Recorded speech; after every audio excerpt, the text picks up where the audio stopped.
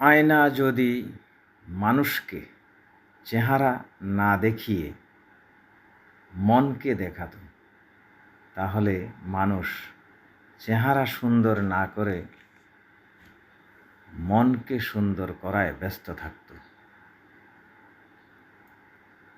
আসলেই বাস্তব কথাটা।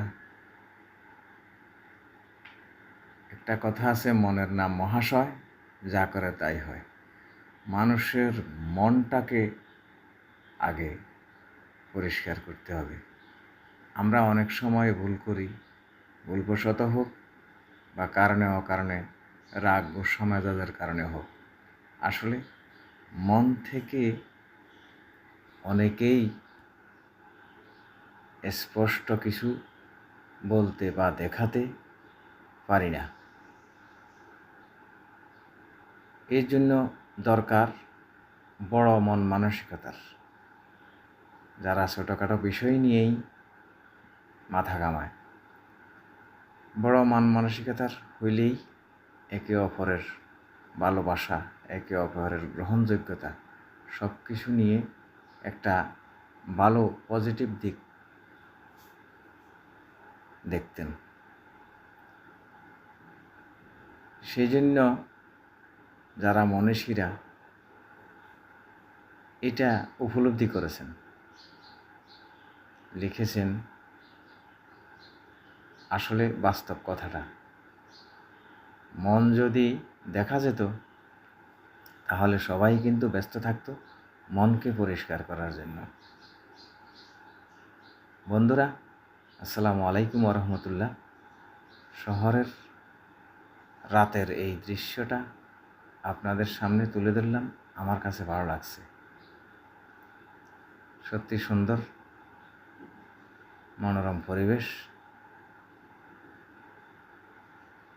সবাই যার যার অবস্থান থেকে দেখবেন। কেমন লাগলো একটু ভালো মন্দ লাইক কমেন্ট করবেন। আমার কাছে ভালো লাগছে এই দৃশ্যগুলা। শহরের কোলাহলের ভিতরে থেকেও এই রাতের দৃশ্যটা আমার কাছে ভালো লাগছে, সত্যি চমৎকার।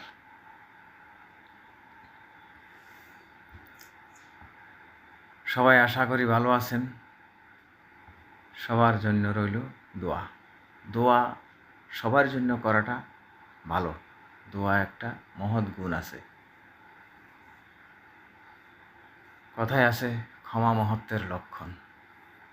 দোয়া করবেন, ক্ষমা করবেন, সবাই সবাইকে ভালোভাবে দেখবেন, সহজভাবে দেখবেন।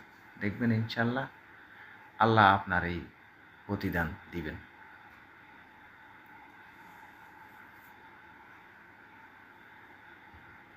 সবাই ভালো থাকবেন, সুস্থ থাকবেন।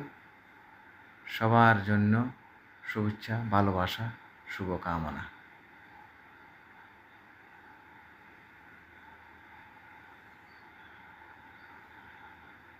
সকলকে আবারও শুভেচ্ছা জানিয়ে আজকের মতো বিদায় নিচ্ছি। আবার একটা নতুন ভিডিও নিয়ে আপনাদের সামনে হাজির হওয়ার প্রত্যাশায়। সে পর্যন্ত ভালো থাকবেন।